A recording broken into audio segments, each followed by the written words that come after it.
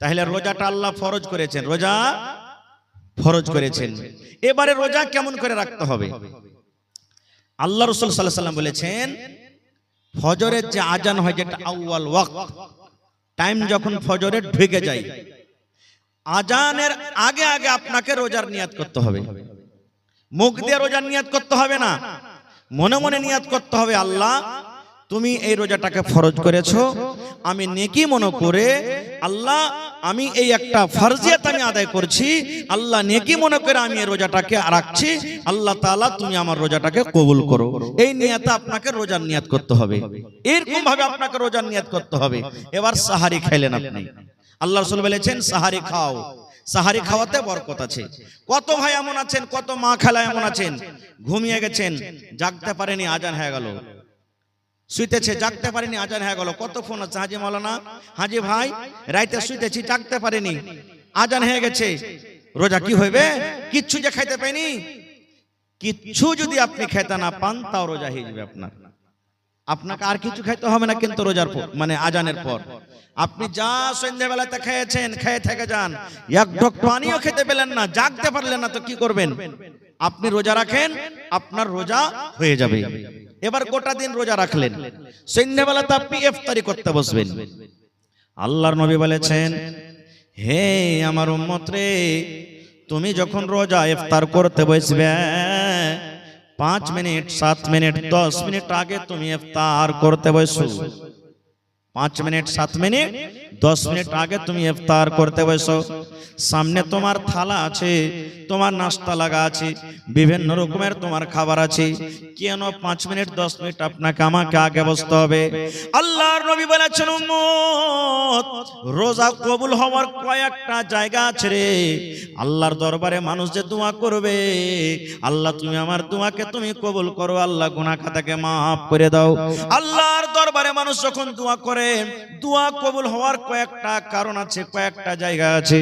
যেমন নবী বলেছেন, ঝমঝম ঝমঝম ঝমঝম করে যখন মেঘ হয়, ওই মেঘের সময়তে যদি আপনি দোয়া করেন, ওই দোয়াটা আল্লাহ রাব্বুল আলামিন ওই টাইমে কবুল করবেন। এটা হলো একটা দোয়া কবুল হওয়ার সময়। আল্লাহর নবী বলেছেন, ওরে সুবহানাল্লাহ, 3 ভাগ করে রাতটা যখন 2 ভাগ কেটে যায়, ঠিক শেষ ভাগ যখন রাতটা থাকে, এখন যেমন 2 ভাগ কেটে গেছে, 1 ভাগ রাত শেষের দিকে এসে গেছে, আল্লাহ রাব্বুল আলামিন এই যে মাথার উপরে আকাশটা দেখতে পাওয়া যায়, এই আকাশে এসে আল্লাহ ডাকতেন, ও মুমিন বান্দা বান্দিরে, চাও আমার কাছে তোমরা কি চাইবে আমি আল্লাহ দিব। কি আমার কাছে বেটা চাইবে বেটা দিব, কি আমার কাছে বেটি চাইবে বেটি দেব, কি আমার কাছে মাল চাইবে মাল দিব রে, কি আমার কাছে মুসিবত থেকে বাঁচার দোয়া করবে আমি আল্লাহ দিব। কি আমার কাছে তোমরা কি চাইবে আমি আল্লাহ রাব্বুল আমিন তোমাদের দোয়া কবুল করব, তোমরা আমার কাছে চাও। এই মতো একটা রাত আছে শাবে কদর, যে রাতটা রমজান মাসে আছে, এই রমজান মাসে একটা রাত আছে শাবে কদর। আল্লাহর নবী বলেছেন, ওই শাবে কদরের রাতে যদি আপনি দোয়া করেন, আল্লাহর দরবারে যদি আপনি চাহেন, আল্লাহ রাব্বুল আমিন সেই রাতে আপনার দোয়াটাকে কবুল করবেন। আল্লাহর নবীর স্ত্রী মা আয়েশা রাদিয়াল্লাহু তাআলা আনহা বললেন, ইয়া রাসূলুল্লাহ, আমি শাবে কদর করছি, মানে শাবে কদর আমি জাগছি, আমি তেলাওয়াত করি, আমি নামাজ পড়ি, আমি রাতটাকে তাসবিহ তাহলিল জিকির আজকারে কাটি। এবার নবী গো, ওই শাবে কদর যদি আমি পেয়ে যাই, শাবে কদর রাতে কি দোয়াটা পড়বো নবী গো? শাবে কদর আমি জাগবো তো দোয়াটা কি পড়বো? আমি দোয়া জানি না, দয়া করে আপনি দোয়াটা শিখিয়ে দেন। এই আমার ভাইরা মায়েরা খালারা, আপনারাও শিখেলেন, মুখস্থ থাকলে আলহামদুলিল্লাহ, আর না থাকলে আপনারা শিখেলেন। আল্লাহর নবীর স্ত্রী বলেন, ইয়া রাসূলুল্লাহ, যদি শাবে কদর পেয়ে যাই, শাবে কদর রাতটা যদি আমার ভাগ্যে আমার নসিবে থাকে, ওই রাতে কোন দোয়া পড়বো নবী গো, একটু দয়া করে বলেন। আল্লাহর নবী বললেন, আয়েশা রে, যদি তুমি শাবে কদর পেয়ে যাও, এই দোয়াটা তুমি পড়বে রে আয়েশা। নবীজি শুধু আয়েশাকে শেখালছেন, কিন্তু তার জন্য নয়, কিয়ামত পর্যন্ত যত মানুষ এসেছেন, আছেন, আসবেন, সকলের জন্য কিন্তু শরীয়তে দোয়া। আল্লাহুম্মা ইন্নাকা আফুন তুহিব্বুল আফওয়া ফাফু আন্নি। এটা শাবে কাদার জাগার দোয়া, এটা শাবে কাদারে পড়ার দোয়া। আল্লাহুম্মা ইন্নাকা আফুন তুহিব্বুল আফওয়া ফাফু আন্নি।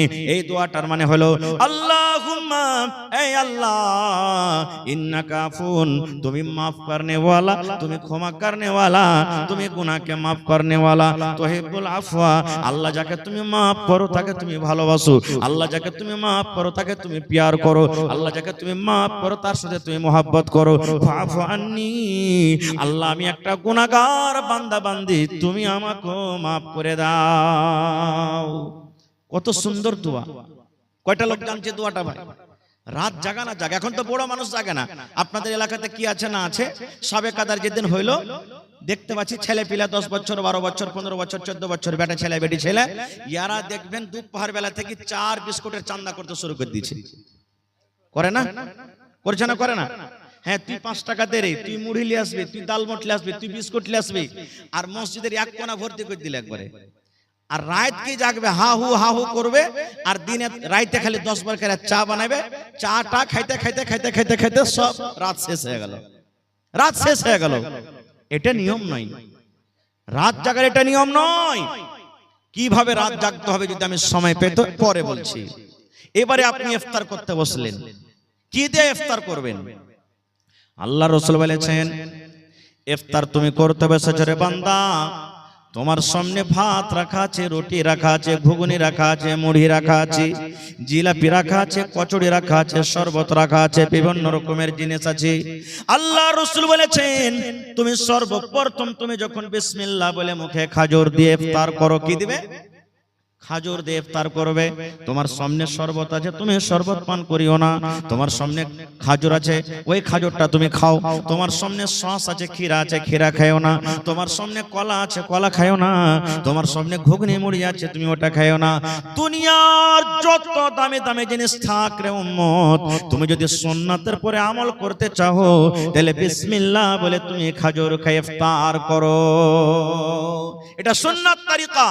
খাজুর খেয়ে ইফতার করতে হবে, বিসমিল্লাহ বলতে হবে, আর বিসমিল্লাহ বলে মুখে একটা খাজুর দিয়ে দেন।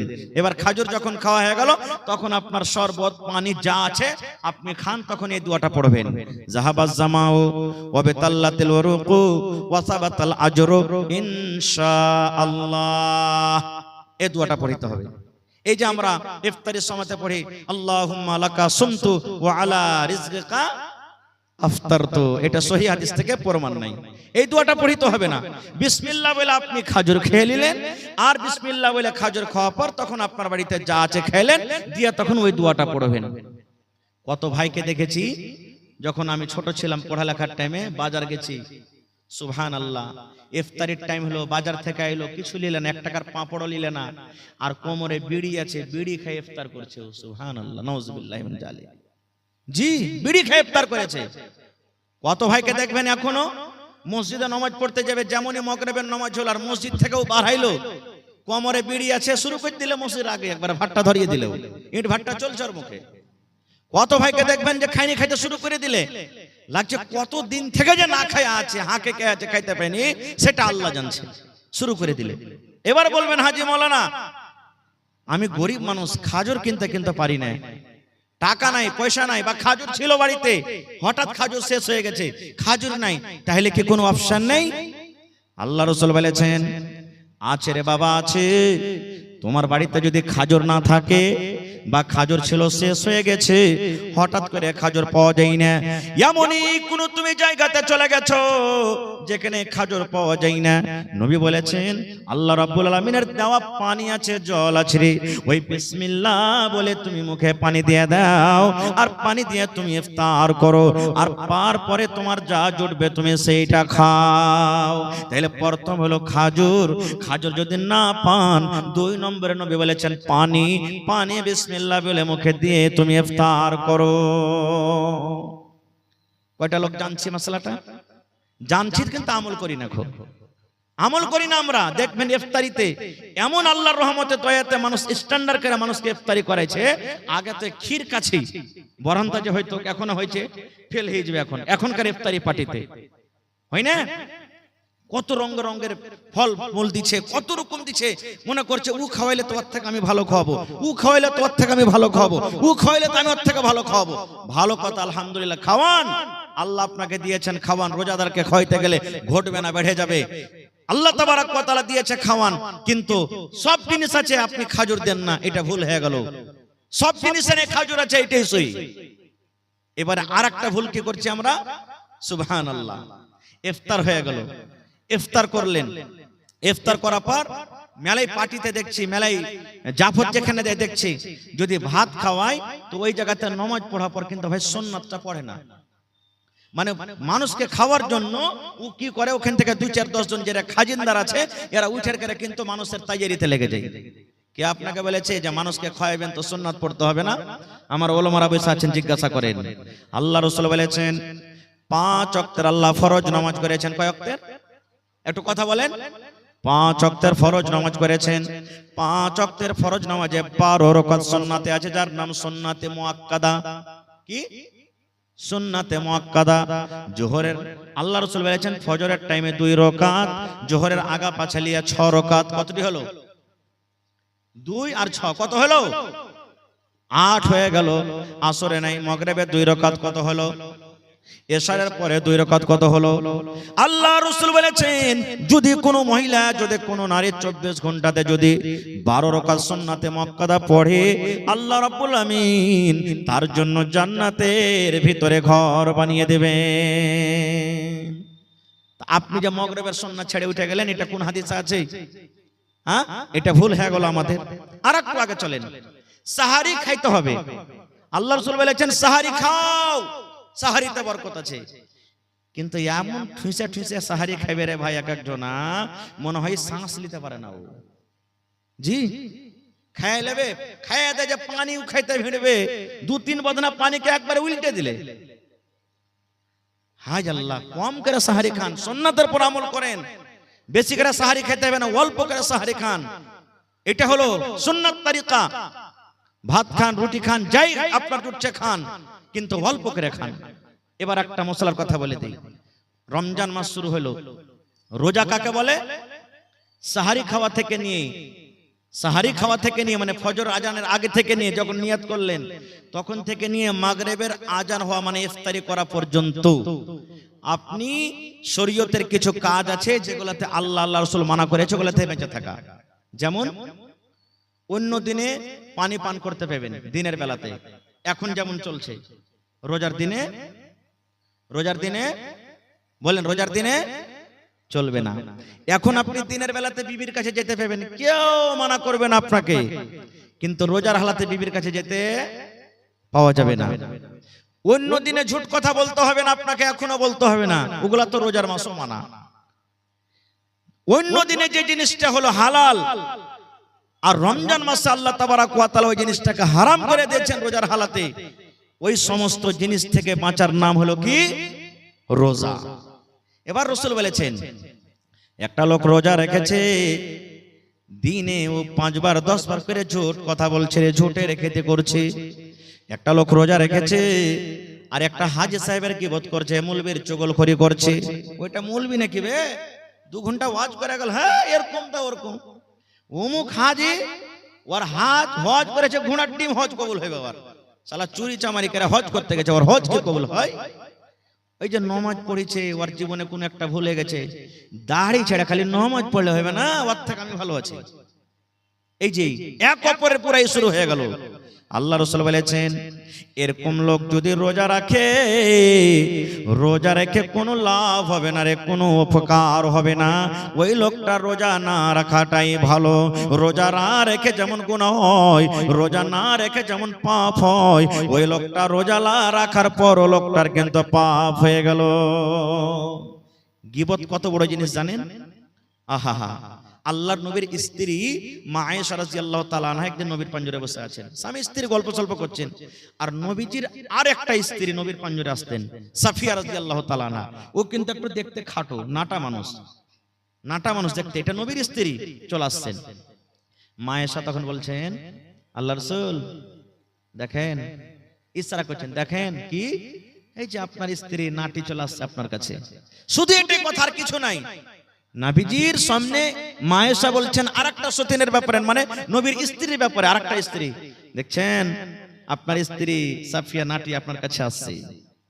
রে মুসলমান, যেমনই নবী কথাটা শুনলেন, আমার একটা বিবি আর একটা বিবিকে নাটি বলেছেন, আল্লাহ নবী কিন্তু রেগে গেলেন। যেমন বেদনার দানা লাল হয়, নবীর চোখ কিন্তু রাগে লাল হয়ে গেল। আল্লাহ নবী বললেন, আয়েশা রে, তুমি একটা লোককে নাটি কিংবা বাঁটি বলেছ রে আয়েশা। নাটি হলো আল্লাহর তৈরি, বাঁটি হলো আল্লাহর তৈরি। যারা ধলো ওরাও আল্লাহর তৈরি, যারা কালো ওরাও আল্লাহর তৈরি। আয়েশা, তুমি একটা নাটা এবং বাঁটা বলেছো, এই কথাটা এমন খারাপ রে আয়েশা, এই কথাটা এমন নোংরা, এই কথাটা এমন খারাপ। এই কথাটা ধরে যদি একটা সমুদ্রে পুকুরে ছেড়ে দেওয়া হয়, এই আল্লাহর কাছে এই কথাটা এমন খারাপ। এই কথাটা ধরে সমুদ্রে যদি ছেড়ে দেওয়া হয়, গোটা সমুদ্রের পানি নোংরা হয়ে যাবে, দুর্গন্ধ হয়ে যাবে, সমুদ্রের পানি কিন্তু পান করা যাবে না। এত খারাপ শুধু নাটা এবং বাটা কথাটা বলাতে। আর আমি আপনি যে রাত দিন এক অপরে গীবত চুগলখড়ি করছি, তাহলে বলেন আমার আপনার আমলটা কোথায় যাবে? তাই রাসূল বলছেন, একটা লোক রোজা রেখেছে আর রোজা রাখা পরে এই সমস্ত জিনিস থেকে বাঁচলো না, নবী বলছেন ওই লোকটার রোজা রাখা কিংবা না রাখা বরাবর হয়ে গেল। ও রাখাও না নেকি পাবে, এমন রেখে নেকি পাবে না, তেমনও তার নেকি হবে না। এই জন্য এই সমস্ত জিনিস থেকে কি করতে হবে? আমাদেরকে বাঁচতে হবে। আর একটু আগে চলেন, রমজান মাসের ফজিলত কি? শর্টে কথা বলছি ভাই, একবারে খুব মুক্তাসর ভাবে আমি আপনাদের সামনে কথা বলবো।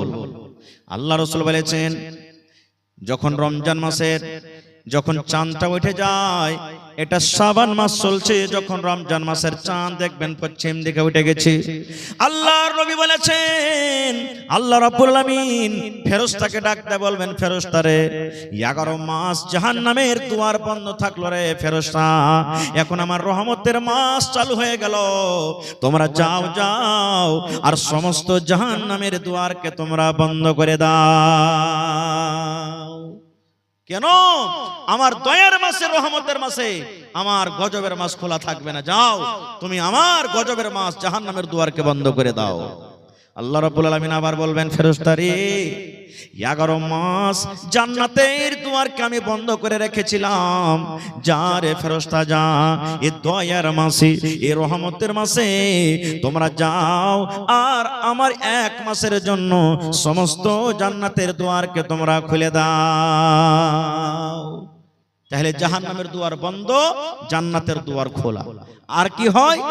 আল্লাহ রাসূল বলেছেন, যত বড় বড় শয়তান জিন আছে, সার্কাস জিন আছে, যত বড় বড় খাবিস জিন আছে, আল্লাহ ফেরেশতাকে বলেন, ফেরেশতারে আমার ইমানদার বান্দা বান্দিরা মাসটাতে রোজা রাখবে, এই মাসটাতে আমাকে ডাকবে, এই মাসে জিকির আজকার করবে, যা যা আমার ইমানদার বান্দা বান্দিরাকে যেন ভটকিয়া না দেয়, তারাকে রাস্তা থেকে হটিয়ে না দেয়, তারাকে আমার ইনকার না করিয়ে দেয়, আমার গুনাহগার পাপী বান্দা বান্দি না বানিয়ে দেয়। এই জন্য যা যা যা। আর ওই রমজান মাসে 1 মাস পর্যন্ত ওই বড় বড় শয়তান